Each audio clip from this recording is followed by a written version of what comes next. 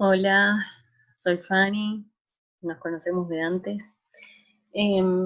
Voy a hablar de las radiaciones en la vida cotidiana y específicamente voy a hablar de las situaciones que vamos a trabajar en clase con algunos textos que seleccionaron los profes.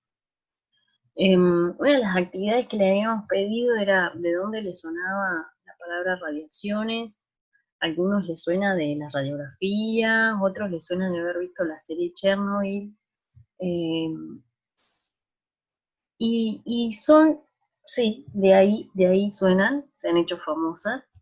Y básicamente las radiaciones son básicamente no, es una onda electromagnética que transporta energía. La onda electromagnética es la luz, por ejemplo, es el microondas, cómo funciona el aparatito que me calienta la comida, es la radio, es el wifi, es la radiografía que me saco, también es Chernobyl, las radiaciones que ocurrieron por el desastre nuclear, también es la luz del sol. Digo, es una onda electromagnética que transmite energía, transporta energía, y que esa energía puede producir eh, algunos cambios vamos a hablar en el ser humano o en las moléculas del ser humano o no. Entonces depende de la energía, es si son eh, ionizantes o no ionizantes, nosotros. Es decir, si tienen la capacidad de la energía suficiente como para modificar moléculas o no. Si tiene, modifica moléculas, es ionizante, y si no, no. Acá en esta tablita yo les traigo como el dibujito de qué sería una onda. Cuando más cerca estén, el que ya hizo física sabrá que la distancia que hay entre una cresta y la otra se llama longitud de onda. Cuanto más chiquita sea esa longitud de onda, mayor energía tienen los rayos.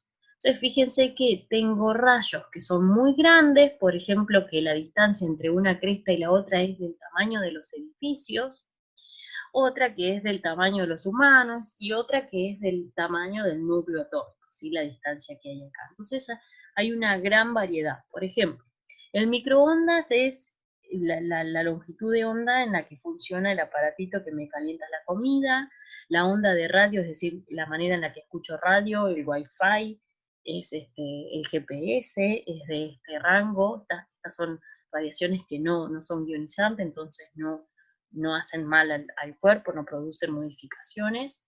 Después tengo radiaciones del orden del infrarrojo. El infrarrojo es cuando estamos en las películas que se ponen los lentes de visión nocturna y que pueden ver ven los cuerpos como, o las partes calientes las ven de otro color. Eso sería el infrarrojo. Hay algunos animales, como por ejemplo las serpientes, que ven en el infrarrojo porque necesitan detectar las presas calientes. En el rango del visible, digamos, la visión humana, está en el rango del visible, que es todo lo que nosotros vemos, los colores, todo lo que nos permite la vida cotidiana, es en el rango de los visibles. Y después tenemos los ultravioletas, que ya son con rayos con mayor energía. Estos son los que nos llegan del sol, son algunos que también producimos nosotros. Los rayos X, que son típicos de las radiografías que nos hacemos, que son más energéticos que los ultravioletas, y los rayos gamma, que son mucho más energéticos, los más energéticos que tenemos.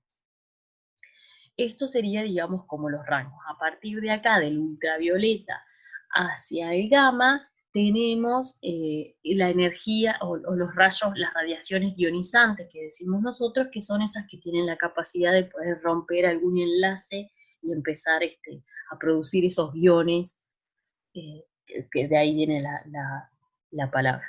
Entonces, vamos a centrarnos en esa, en las radiaciones ionizantes y la salud, y vamos a ver que no todas las radiaciones ionizantes serían malas, ¿no? Digo, no es que todo lo que tenga la capacidad de romper moléculas o modificar algo en el ADN o lo demás sea malo.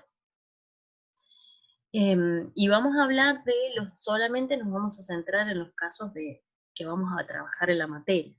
un texto que van a leer es sobre la activación de la vitamina D. Es decir, vieron que yo supongo que Luis debe haber dicho en algún momento, tienen que ponerse al sol para tomar vitamina D. Bueno, ¿qué hace el sol que me provoca esa activación de la vitamina D? ¿Cómo actúa? Nosotros en la piel tenemos otros compuestos que no es la vitamina D, son compuestos que el cuerpo no los puede absorber, no los puede utilizar, y que cuando nos exponemos al sol, la radiación que llega del sol tiene la energía suficiente como para poder romper esa molécula que tenemos en el cuerpo, esos otros compuestos que no son la vitamina D, es decir, descompone esos compuestos que no son la vitamina D, los descompone en otros compuestos que son más fácil para el cuerpo de absorber. Y ahí es donde se activa, digamos, el proceso de la producción de la vitamina D tal como el cuerpo la puede absorber. Entonces, por eso es que hay que exponerse al sol, para que la energía del sol rompa algunas moléculas de esos compuestos que tenemos, digamos, los descomponga en moléculas más simples que el cuerpo sí los puede absorber. También vamos a hablar, no sé si ya los leyeron, sobre el cáncer de piel. Está asociado a las radiaciones solares.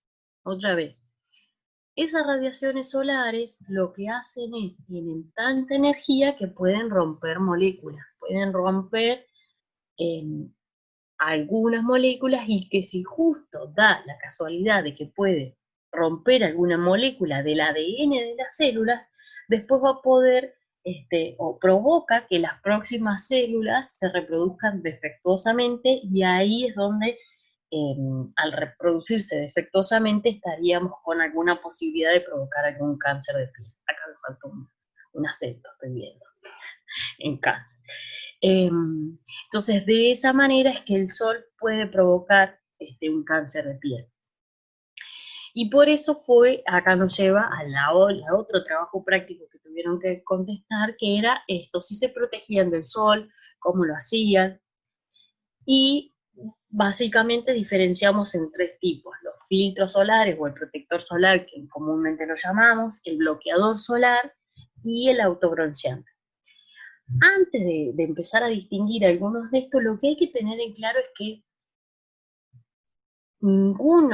ningún protector solar tiene una eficiencia al 100%, es decir, no hay algo que yo me ponga que al 100% me proteja del sol. Son más eficientes o menos eficientes.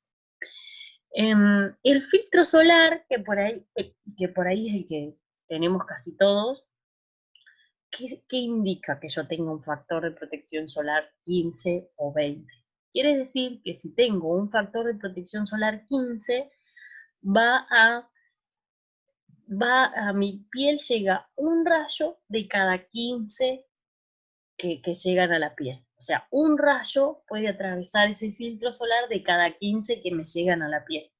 Si tengo un protector solar de 50, va a atravesar un rayo de cada 50 rayos que me llegan.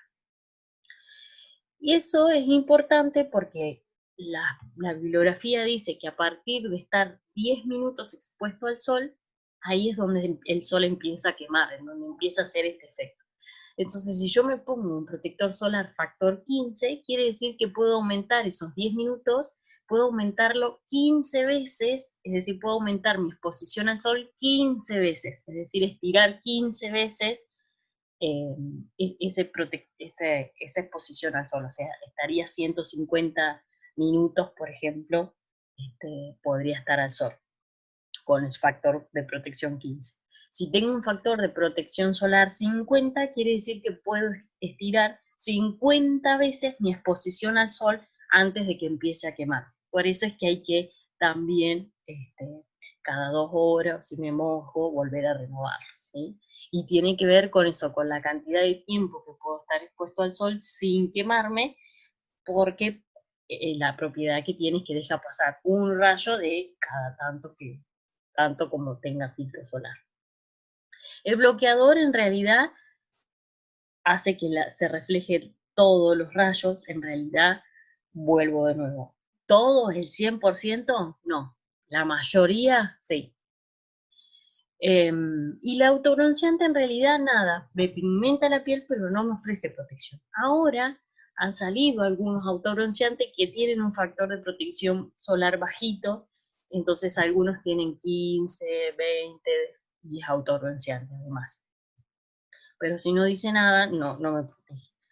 Y eso de los rayos UVA, UVB, algunos tienen UVC, otros dicen protección contra los rayos UV, nada más. Eso UVA, UVB, UVC tiene que ver con que acá, cuando estamos en el rango de los ultravioleta, lo voy a hacer exagerado para que se entienda, pero es como si el rayo UVA estuviera en este orden, el UVB sea un poco más energético y el UVC un poco más energético. Dentro de este rango del ultravioleta, además al interior hay rayos ultravioleta más energéticos que otros. Eso serían los UVA, UVB y UVC. Me pasé de largo. Bien, eso sería uno de los textos que trabajamos y una de las preguntas que les hicimos.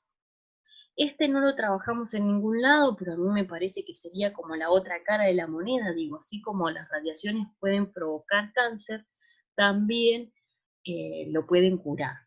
Hay varios radioisótopos, quiere decir que yo tengo un núcleo que es radioactivo, es decir, que ese núcleo lo que hace es emitir energía muy alta. Fíjense que en el grafiquito que les mostré, la energía del núcleo era del orden de los rayos gamma, muy alta, y yo la puedo utilizar para, por ejemplo, hacer algún diagnóstico como las PET que mandan a hacer, que fíjense que se obtiene una imagen de esta en donde lo brillante, lo más brillante que se ve es justamente que de alguna manera yo consumí algún líquido o me inyectaron algún líquido que los tejidos lo absorbieron, ese líquido es radioactivo, es decir, está emitiendo rayos gamma. Como los rayos gamma es una luz pero que nosotros no vemos, pero que el aparato sí ve, lo que hace es detecta esa luz, ¿no? Y me genera esta imagen brillante porque es la luz de los tejidos que absorbieron ese líquido que me tomé y lo recoge el aparato con el cual me hago el estudio. Y así se puede hacer diagnóstico porque los médicos sabrán de esto, si lo absorbe tal tejido es por tal cosa, si brilla más por tal otra, y así. Entonces se puede mirar por varias cuestiones en cuestiones de diagnóstico. Y también se puede usar para el tratamiento del cáncer. Por ejemplo, lo que también se sabe hacer es un tratamiento, por ejemplo, si hay alguien que tiene cáncer de útero, se suele poner una pastillita radioactiva, se pone como en el útero de la persona, se lo introduce en el útero de la persona y se lo deja ahí. Esa pastilla empieza a emitir radiación, es una radiación gamma que es muy energética, dijimos que son radiaciones ionizantes, que tienen la posibilidad de romper moléculas, entonces lo que va a hacer es empezar a matar, es tanta la energía que va a empezar a matar las células que están provocando el cáncer.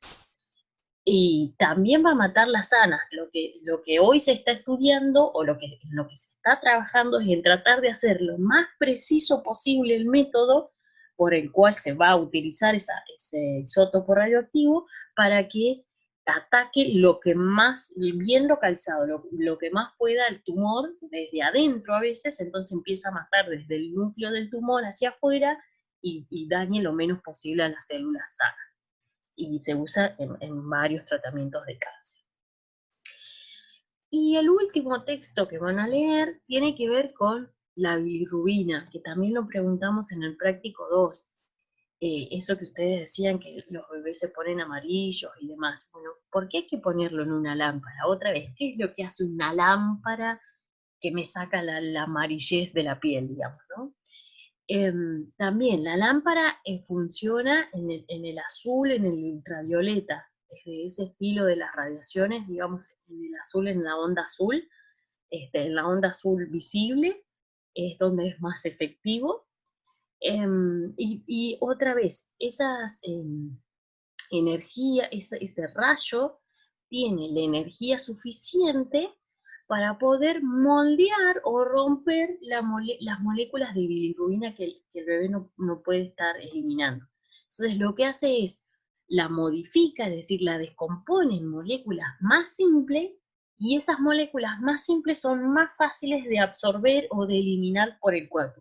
Entonces, otra vez, fíjense que las radiaciones siempre, las ionizantes, están actuando en el cuerpo moldeando o rompiendo grandes moléculas, descomponiéndolas en moléculas más simples, que hace que eh, se llegue al fin que quiera hacer, ya sea activar la vitamina D, o eliminar la bilirrubina, o romper algún enlace que me provoque después una reproducción defectuosa de las células, por ejemplo, y se produzca el cáncer, o matar células y, por ejemplo, pueda reducir el tumor o curar el cáncer, o también hace que se una a otros tejidos, los tejidos los absorben y pueda, por ejemplo, tener una imagen del cuerpo o de los órganos del cuerpo mediante algún estudio. Entonces, en ese sentido es donde están actuando las radiaciones ionizantes, que llamamos nosotros,